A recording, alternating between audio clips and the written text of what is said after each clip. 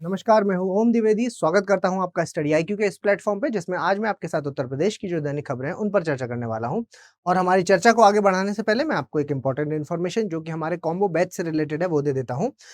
अगर आप यूपीपीएससी और यूपीएससी की तैयारी साथ में कर रहे हैं, तो आपके लिए एक सुनहरा मौका हो सकता है, क्योंकि इस बैच में लाइफ फाउंडेशन बैच है ये हमारा, और इसमें संपूर्ण तैयारी दोनों एग्जाम के पॉइंट ऑफ व्यू से कराई जाएगी।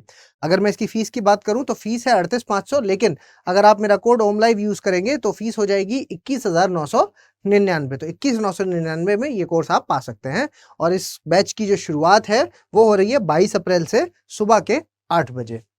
चलिए शुरू करते हैं अपना आज का लेक्चर। और हमारी जो पहली खबर है वो है उत्तर प्रदेश की जो लेजिस्लेटिव काउंसिल है, ठीक है, उससे संबंधित है खबर कि प्रोफेसर तारिक मंसूर और जो आपके साकेत मिश्रा है जो, वो उनके साथ में 6 सदस्य हैं जो उन्होंने शपथ ली है। हम आगे डिस्कस करेंगे कि कौन है वो सभी जिन्होंने शपथ ली है, लेकिन शुरुआत में आपको ये देखना होगा कि क्या होता है, कितने लोग हैं जो बीजेपी के पहुंचे यहाँ पर और कितने नहीं पहुंचे। तो टोटल की अगर आप बात करेंगे तो 100 सदस्यीय विधान परिषद में आपके भाजपा के 74 सदस्य हैं जो वो वहां पर, मतलब यहाँ पर भी इस दल ने मजबूती और आप कह सकते हैं कि अपनी बढ़त या मेजॉरिटी बना करके रखी है। देखिए पूरी खबर देख लेते हैं।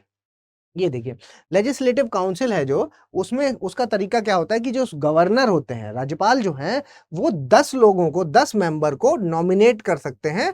आपके विधानमंडल है जो, यानी कि लेजिस्लेटिव काउंसिल है जो, उसके लिए 10 लोगों को नॉमिनेट कौन कर सकता है?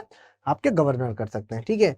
जो टेन्योर की अगर हम बात करें, कार्यकाल की इनकी बात करें, तो जो एमएलसी है, आपका मेंबर ऑफ लेजिस्लेटिव काउंसिल है, तो वो उसका टेन्योर कितना होता है? वो 6 वर्ष का टेन्योर होता है, जिसमें 1/3 जो मेंबर्स हैं वो हर 2 साल में रिटायर होते हैं। तो ये एक व्यवस्था है जिसके तहत, ये कोई मतलब नियम नहीं, आप कह सकते हैं प्रोटोकॉल है, एक व्यवस्था एक बनाई हुई है, जिसमें कि 1/3 मेंबर है जो वो हर दूसरे साल रिटायर होगा, जिसकी वजह से दूसरे लोग आते हैं और उनको वो रिप्लेस करते हैं, ठीक है। तो ये व्यवस्था यहाँ पर चलती है। चलिए आगे देखते हैं। मेंबर ऑफ लेजिस्लेटिव काउंसिल है जो, ये कहाँ है? ये 171वां जो आर्टिकल है उसमें ये चीज लिखी है। और क्या लिखा है उसमें कि जो मैक्सिमम स्ट्रेंथ है आपकी विधानमंडल की, वो कितनी होगी? आपकी लेजिस्लेटिव काउंसिल की जो मैक्सिमम स्ट्रेंथ है, वो जो भी लेजिस्लेटिव लोक, मतलब जो इनके विधानसभा है, ठीक है, विधानसभा के 1/3, ठीक है, not more than 1/3 of total strength of Vidhan Sabha, ठीक है, स्टेट असेंबली की, मतलब कहने का कि मान लीजिए जो भी आपकी स्टेट असेंबली है, ठीक है, विधानसभा जो है, स्टेट असेंबली या विधानसभा, उसकी जो भी स्ट्रेंथ है उससे 1/3 स्ट्रेंथ, 1/3 स्ट्रेंथ आपकी लेजिस्लेटिव काउंसिल में होगी, ठीक, इससे ज्यादा नहीं हो सकती। और कम की अगर बात करें तो कम से कम 40 मेंबर होने चाहिए इसमें, ठीक, कम से कम 40 मेंबर होंगे तब ये सदन चल पाएगा। और ज्यादा से ज्यादा लोग, विधानसभा में जितने भी लोग हैं उसके 1/3 मेंबर यहाँ पर मौजूद होने चाहिए। उसके अलावा गवर्नर है जो, वो अपॉइंट करते हैं लोगों को अलग अलग फील्ड से, कैसे कैसे? कोऑपरेटिव मूवमेंट से, लिटरेचर से, साइंस से, आर्ट से, सोशल सर्विस से, इन जगहों से आपको नॉमिनेट किया जा सकता है। और इनके लिए क्या है, वो ओथ भी गवर्नर इनको दिलाते हैं, मतलब शपथ ग्रहण भी इनको कराते हैं। कौन है जिन्होंने शपथ ग्रहण किया है वो देख लीजिए आप। देखिए 6 मेंबर हैं जिन्होंने ओथ ली: हंसराज विश्वकर्मा, रजनीकांत महेश्वरी, साकेत मिश्र, लालजी निर्मल, और आपके तारिक मंसूर और राम सूरत राजभर, ठीक है, ये लोग हैं जिन्होंने शपथ ग्रहण की है। आगे देखते हैं। देखिए कोरोना में ऐसे बहुत से बच्चे हुए जिनके माता पिता गुजर गए, तो उनके लिए उत्तर प्रदेश सरकार ने एक बहुत ही अच्छा काम किया है कि इनकी जो शिक्षा है, ठीक है, शिक्षा और उसकी गुणवत्ता, उस पर ध्यान देने की बात कही है, क्वालिटी एजुकेशन की बात कही है। तो कि कोरोना से बेसहारा होने वाले बच्चों को यूपी में मिलेगी फ्री क्वालिटी एजुकेशन, मतलब एक गुणवत्तापूर्ण शिक्षा है जो वो मिल पाएगी। योगी सरकार ने दी है योजना को मंजूरी। देखिए क्या है पूरी योजना। ऐसे बच्चे जिन्होंने अपने माता पिता को खो दिया है कोरोना में, उसमें अटल रेजिडेंशियल स्कूल स्कीम, अटल आवासीय विद्यालय योजना है जो, उसके तहत उनको शिक्षा दी जाएगी। और इसमें क्या है, क्वालिटी हॉस्टल, फूड, आपका मतलब हॉस्टल की फैसिलिटी दी जाएगी, खाना दिया जाएगा, खेल दिया जाएगा, आपको मेडिकल फैसिलिटीज हैं जो वो प्रोवाइड कराई जाएंगी, सुरक्षा की फैसिलिटीज आपको प्रोवाइड कराई जाएंगी, ठीक। तो ये सारी हैं जो वो बच्चों को दी जाएंगी। इसके बाद इस स्कीम के तहत 6वीं क्लास से लेकर के 12वीं क्लास तक के जो बच्चे हैं उनको फ्री एजुकेशन दी जाएगी, उनको इनको इसमें रखा गया है, ठीक है। और स्टेट गवर्नमेंट है जो वो इसका सारा खर्चा है जो अटल रेजिडेंशियल स्कूल स्कीम के तहत और आपके मुख्यमंत्री बाल सेवा योजना के तहत उठाएगी, ठीक है। और बच्चे हैं जो एलिजिबल होंगे वो किसमें, मुख्यमंत्री बाल सेवा योजना में भी एलिजिबल होंगे वो बच्चे, और सारी स्कीम्स जो उसकी हैं वो इसमें मतलब जो भी उनको बेनिफिट्स मिल रहे हैं उस स्कीम के तहत वो भी इसमें मिलेंगे उनको, ठीक है। जो विमेन्स वेलफेयर डिपार्टमेंट है वो प्रोवाइड कराएगा लिस्ट कि कौन से ऐसे बच्चे हैं जिनको इसके तहत रखा जाना है, वो लिस्ट कौन प्रोवाइड कराएगा, वो कराएगा आपका विमेन्स वेलफेयर डिपार्टमेंट, ठीक है। क्वेश्चन पूछूंगा मैं लास्ट में इसके, तो इसलिए ध्यान से इस चीज को देखिएगा। आगे देखिए, उत्तर प्रदेश में 34 फ्रेश वाटर टर्टल्स हैं जो, ठीक है, फ्रेश वाटर कछुए हैं जो टर्टल्स हैं, उनको रेस्क्यू किया गया है गोरखपुर में, ठीक है। गोरखपुर में उनको रेस्क्यू किया गया है। देखिए, गोरखपुर की जो पुलिस है उसने अरेस्ट किया है 4 लोगों को, ठीक है। किस लिए, क्योंकि और उनसे क्या रिकवर किया, 34 फ्रेश वाटर टर्टल, ताजे पानी में रहने वाले जो कछुए हैं उनको।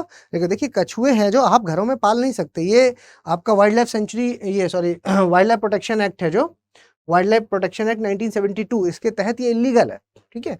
तो लेकिन फिर भी ऐसे बहुत से लोग घरों में आप ये चीज देखेंगे कि इलीगली ये काम चल रहा है, तो अगर वो शिकायत हो जाती है उसकी या वो पकड़े जाते हैं तो मतलब उनको 3 साल की सजा का भी प्रावधान इसके तहत किया गया है, ठीक है। लेकिन ये जिम्मेदारी किसकी बनती है, ये नागरिक की जिम्मेदारी बनती है कि अगर किसी कछुए को आपने रेस्क्यू किया, क्योंकि देखो दुकान में तो मिलेगा नहीं कि आप खरीद लो उसको, ठीक। तो अगर आपने रेस्क्यू किया तो उसको क्या है कि घर में नहीं रखना है, उसको आपकी जिम्मेदारी बनती है कि फॉरेस्ट डिपार्टमेंट को आप खुद कॉल करें और उनको उसको सौंप दें, ठीक है। क्योंकि अगर वो पकड़ेंगे तो उससे क्या होगा कि आपको 3 साल की सजा और 3 लाख का जुर्माना भी इसके तहत फिक्स किया गया है, ठीक है। तो ये चीज आपको ध्यान में रखनी है। लेकिन क्योंकि हमारे यहाँ पर क्या है, कुछ मान्यताएं ऐसी चलती हैं जिसको कछुए को एक संपत्ति के की मतलब प्रॉस्पेरिटी के साथ जोड़ दिया गया है, कि कछुआ रखना एक शुभ चीज के साथ जोड़ा गया है, तो जिसकी वजह से बहुत से लोग, उसमें भी एक ये मान्यता चलती है कि 6 पैर होने, 6 उंगलियां होनी चाहिए उसकी। तो बहुत से लोग जो इनका व्यापार करते हैं, ठीक है, इलीगल व्यापार करते हैं, वो ऐसा करते हैं कि एक का उंगली काट करके दूसरे में चिपका देते हैं, जिसकी वजह से जिसकी उंगली कटी है वो बेचारा, उसको बहुत तकलीफ होती है उस चीज से, ठीक है, और वो मतलब कई बार उसकी मृत्यु भी हो जाती है। तो ये चीज का ध्यान रखना होगा, और क्योंकि अगर पुलिस ने पकड़ लिया तब तो आपको सजा होगी ही होगी, ठीक है। तो वही देखिए, वाइल्ड लाइफ प्रोटेक्शन एक्ट के तहत इसको क्या है, संरक्षण मिला हुआ है, ठीक है। पुलिस सेंट रेस्क्यूड टर्टल, जो बचाए हुए टर्टल हैं उनको रामगढ़ ताल, ठीक है, रामगढ़ ताल का नाम याद रखना, पूछा जा सकता है। रामगढ़ ताल कहाँ है, ये गोरखपुर में है, ठीक है। तो चलिए अभी क्वेश्चंस बताइए आप कि who administered the oath of membership in the Uttar Pradesh legislative council, किसने करवाई है शपथ ग्रहण, एडवोकेट जनरल ऑफ स्टेट करते हैं, chief justice of high court करते हैं, गवर्नर ऑफ कंसर्न स्टेट करते हैं, या चेयरपर्सन ऑफ लेजिस्लेटिव काउंसिल करते हैं, कौन करते हैं इनकी शपथ ग्रहण का कार्य कौन करते हैं, बताइए कमेंट बॉक्स में। उसके बाद अगला देखिए, डेस्टिट्यूट चिल्ड्रंस, बेसहारा जो चिल्ड्रंस हैं, जो जिनके माता पिता कोरोना से उत्तर प्रदेश में गुजर गए हैं, उनको फ्री क्वालिटी एजुकेशन है जो किस स्कीम के तहत दी जा रही है, chief minister children education scheme, Atal residential school scheme, Kanya Vidyadhan school scheme, या फिर चीफ मिनिस्टर एम्प्लॉयमेंट स्कीम, किसके तहत दी जा रही है।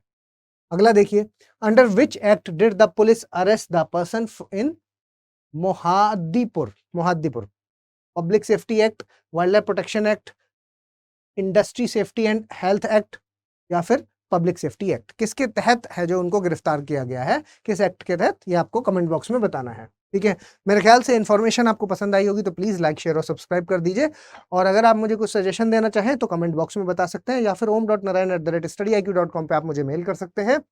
@omdivedi007 ये मेरा पर्सनल टेलीग्राम का यूजर नेम है जिस पर आप मुझसे बात कर सकते हैं, और ये मेरा चैनल है जिस पर ये PDF मैं आपके साथ शेयर करता हूँ, ठीक है। इस पर आप ओम द्विवेदी स्टडी IQ पे आप मुझे फॉलो कर सकते हैं। जल्दी मिलेंगे अपने अगले लेक्चर के साथ, तब तक के लिए धन्यवाद।